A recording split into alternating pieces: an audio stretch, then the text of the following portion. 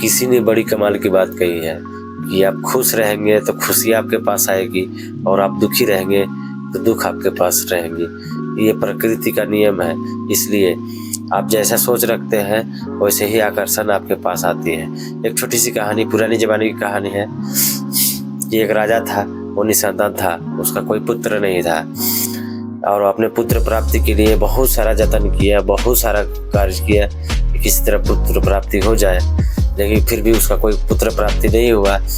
तब किसी ने एक सलाह दिया कि महाराज, आप अपने ही राज्य से कोई छोटा बच्चा को बलि देंगे तो आपको पुत्र की प्राप्ति हो जाएगी। तो राजा को बहुत खुशी हुआ कि ठीक है, कोई बड़ी बात नहीं है, और अपना ही राज्य में ढिढोरा पिटवाया कि कोई अपना छोटा बच्चा देगा उसको बहुत सारा संपत्ति देंगे, रुपया पैसा देंगे, और ढिढोरा पिटवाया। तब एक छोटा सा गरीब परिवार, उसका बहुत सारे बच्चे थे, उसमें से एक छोटा बच्चा मंदिर जाया करता था, पूजा पाठ किया करता था। उसी बच्चे को घर के मुखिया ने सोचा कि ये कोई काम का ही भी नहीं है, इसको दे देते हैं राजा को, हमारे पास बहुत रुपया संपत्ति आ जाएगा।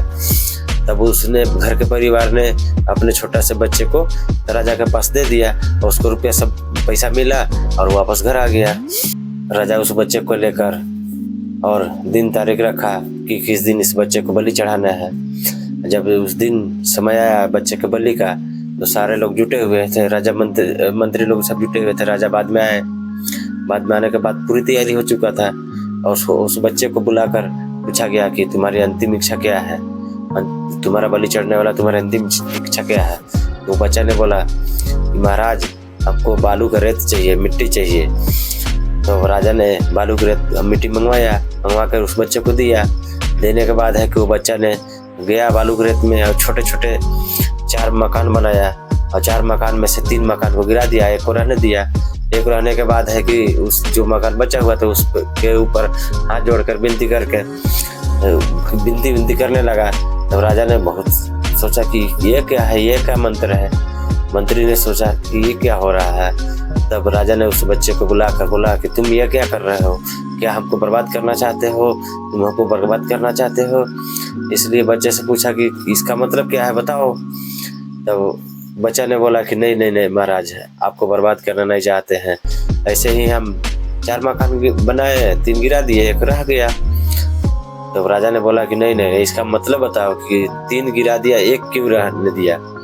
तब बच्चे ने बड़ी प्यार से जवाब दिया कि महाराज, 3 मकान में से पहला मकान मेरा घर वाला का था, जो हमको रुपया पैसा के लिए दान में दे दिया आपको कि हमको बलि चढ़ जाए रुपया पैसा के लिए, इसलिए घर वालों को मकान गिरा दिया।